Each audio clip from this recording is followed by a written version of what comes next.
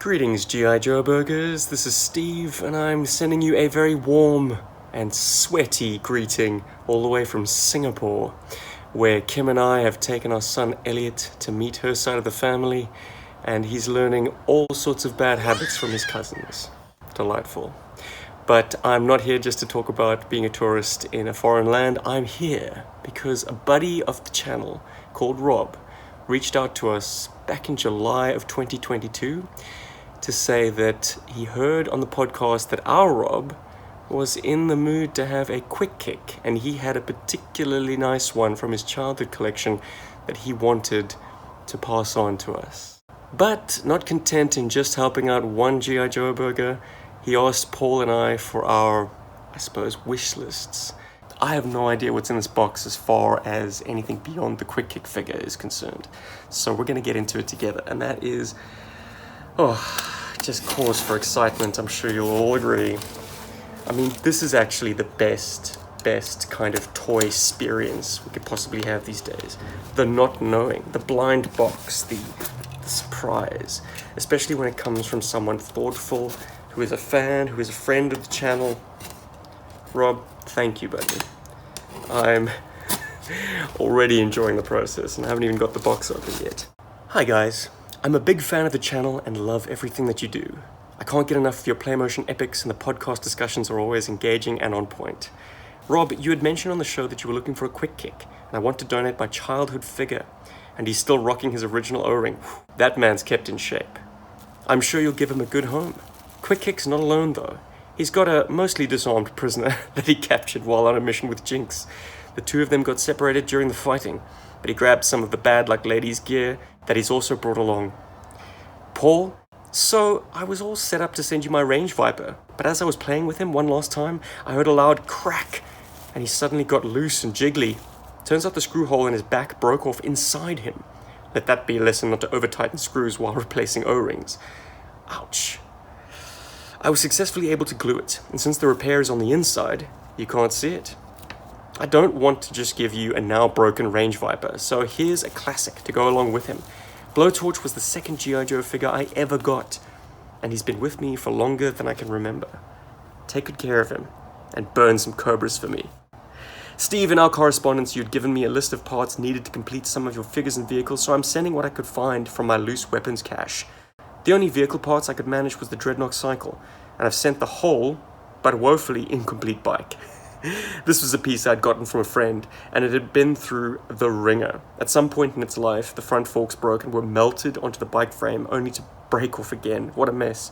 Almost every attached clip on the body is broken off. Very nice. But the thing holds together surprisingly well. It's a better shape than the one I had before. You said you love beaters, so I repaired the front wheel forks as best I could. Since they were so badly damaged, I filled the hollow center with epoxy putty and put a steel pin through the post to create a permanent attachment. It should hold up now. Hopefully you can make use of it, or in true Dreadnought fashion, strip it for parts to complete a minty bike. I'm also throwing in my 30th anniversary Action Marine. With his landing raft, he should pair nicely with your Action Sailor while making an aquatic infiltration of Cobra Island. This is just my way of saying thank you for many years of entertainment and for being a voice of enthusiasm for all things Joe, Rob. Ah, man, I love keeping notes like these. I always think it'll be so great to just rediscover them after like 10 years have passed or 20 years have passed. See who was finding us on the interwebs and sending us neat stuff. Thank you, Rob. Incidentally, the Dreadnought cycle that I currently have was also a hand-me-down from a childhood friend. So we have that in common. Let's see if I can maybe cobble together a complete one through both of ours. I love your repairs, by the way. I would have also put a steel rod in there. It's the best way to shore up these ancient plastics. I'm sure it's pretty firm. I couldn't have done a better job myself. But let's crack into the toys, shall we? On top of being immaculately packaged, everything is in such great shape. I have never seen silvers and golds this untarnished before. I mean, I can't remember these figures being mint back in the day, buying them on card. My memories of these are all beaten, battered, showing lots of play wear and paint chipping. But my goodness, look at Quick Kick's feet even. Action Marine reporting for duty, sir. Amazing. Ah, it's such a good camo. Really cool figure. Very, very nice. And not just a figure and a vehicle.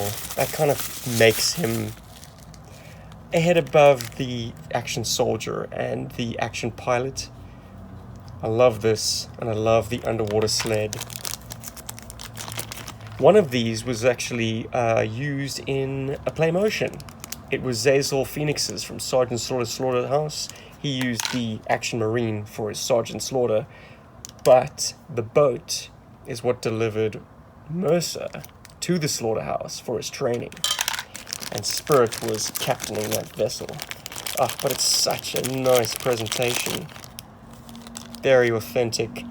M1, an oar, a BFG, which is, look, not too garish. It's a bit oversized for what it is, but like, it's not going to draw too much attention to itself on display. And that backpack, man, damn, I wish they'd revisited the well. It's fabulous. Jeez. And the all-important clip to keep it restrained to the boat. But there's more. The surprise parts baggie. I already see something I like. My original Rock Viper has all of its missile warheads snapped off and is missing the grapple. That's amazing. And this feels so squeaky clean, like fresh plastic. Rob, did you actually play with any of your toys? Well, these are the ones that you didn't play with. The ones that you did play with, I suppose you played with to death. My neighbor chewed the tip of my Rock Viper rifle. So I've got a chewed tip on my childhood one. This, however, looks incredible. Thank you, Rob. Perfect. Very spiffy. I've got a Mercer with no backpack. Awesome. The core one does not work in his back, by the way. There's similar backpacks out there. Buyer beware. They are not the same fit as GI Joe. This is Taurus's. Awesome. I've got a Taurus that's going to our Rob, and he's now got his backpack. He's complete. That is a Flint backpack, but they're always useful. He can never have too many of these. However, I do have excessive amounts of them. Thanks anyways, Rob. I think this might be an accessory pack, but it will work perfectly with Tiger Force Tripwire, who currently has none of his equipment. And I have never had the OG Mardus, complete with this authentic like patina of brown that seeps into all the cracks. Awesome. It just looks great, doesn't it? That shade of green. I like it. I don't know what it is, but I like it. It's similar with Firefly's accessory. Oh man. This thing is like an elephant gun with a suppressor.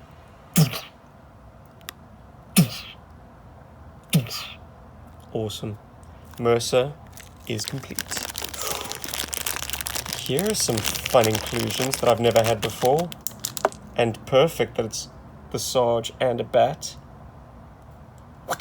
I don't even need my swagger stick to take you on, tin can. I'll crush you with my bare hands. Whose helmet is this? I think it's maybe a ripcord. Yeah. Good helmet. I'm sure I'll find someone to use it very nicely. Maybe an extra helmet for a crankcase. And this, I don't think I've ever touched an original. I've only ever had repros. And I'm pretty sure this is OG, knowing where it's coming from. Single owner. Thank you, Rob. Those of you who are familiar with the accessory, drop down into the comments and let me know if this is OG. I think chances are it is, but those of you eagle eyes out there who can spot a repro, tell me otherwise if I'm wrong. Let's get it open. I believe there's some numbers inside that tell the tale. Circles, if that means anything to anyone. Yeah, like I say, repro or no, this is a very, very handsome accessory and one that's becoming increasingly premium. Thank you. My Storm Shadow thanks you too. And what Rock Viper would be complete without his Piton gun. I assume these fire studs into the sides of Rocky Mountains. Or it could just be a very brutal way to dispatch a Joe.